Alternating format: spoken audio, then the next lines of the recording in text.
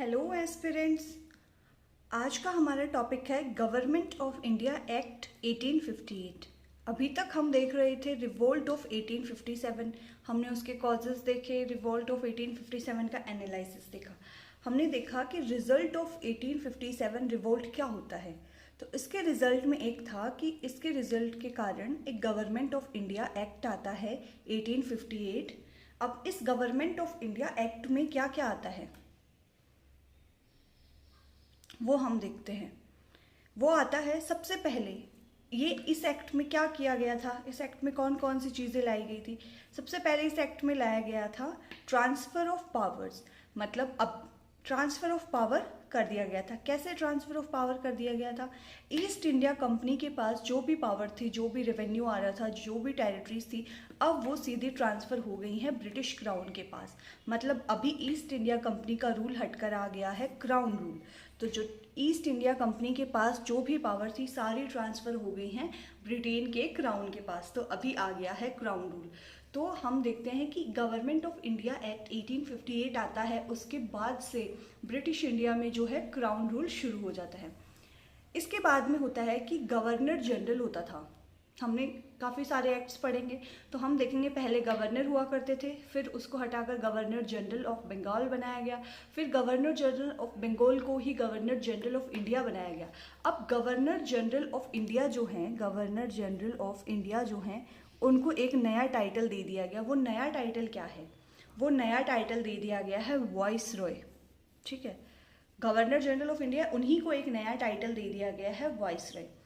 एक नए ऑफिस को स्टैब्लिश किया। किसको? Establishment of secretary of state, SOS। ठीक है, सेक्रेटरी ऑफ स्टेट को एक नया ऑफिस स्टैब्लिश किया गया है फॉर इंडिया। इंडिया के लिए एक नई सेक्रेटरी ऑफ स्टेट को स्टैब्लिश किया गया है। इससे पहले सेक्रेटरी ऑफ स्टेट नहीं हुआ करते थे। अब ये सेक्रेटरी ऑफ स्टेट कौन होते हैं? ये सेक्रेटरी ऑफ स्टेट वो पर्सन होता है जो कि ब्रिटिश कैबिनेट का मेंबर होगा। ठीक है, अब इस सेक्रेटरी ऑफ स्टेट को असिस्ट करने के लिए एक 15 मेंबर की काउंसिल भी बनाई गई है।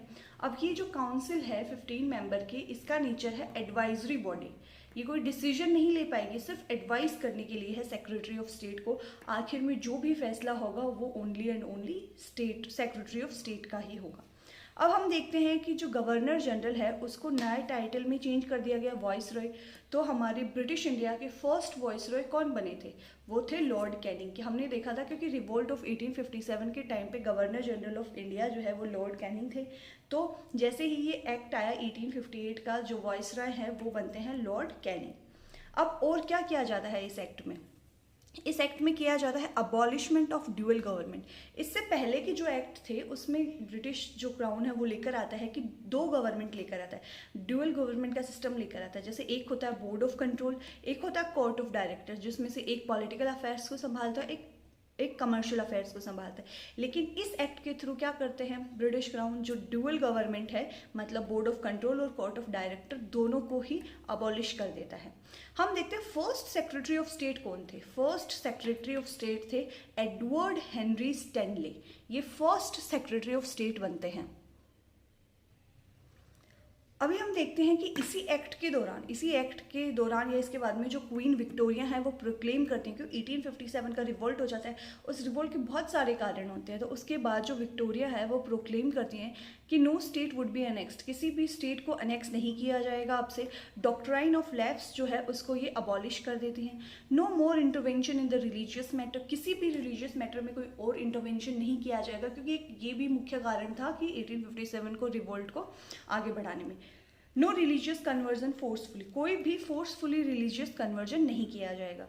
Secular recruitment of army services, और आर्मी सर्विसेज में एकदम से सेकुलर रिक्रूटमेंट ही होगा, कोई हायरार्की या कोई कास्ट बेस्ड रिक्रूटमेंट नहीं होगा। अब एक और चीज़ इसमें की गई थी जो स्टैब्लिश किया गया था। क्या किया गया था? सेक्रेटरी ऑफ स्टेट का ऑफिस जो स्टैब्लिश किया गया था, तो उनकी सैलरी या उनको जो भी पेमेंट देना होगा वो कहाँ से पे किया जाएगा? वो किया जाएगा paid from the Indian revenue, Indian revenue से ही उनका पेमेंट होगा। डॉक्ट्राइन ऑफ लैप्स को इन्होंने अबॉलिश कर दिया था। तो हमने act of government of India act 1858 पढ़ लिया। अब इसके और भी 1857 रिवोल्ट के अगर आपको लेक्चर्स देखने हैं तो आप मॉडर्न हिस्ट्री की प्लेलिस्ट में जाकर वो सारे लेक्चर्स देख सकते हैं।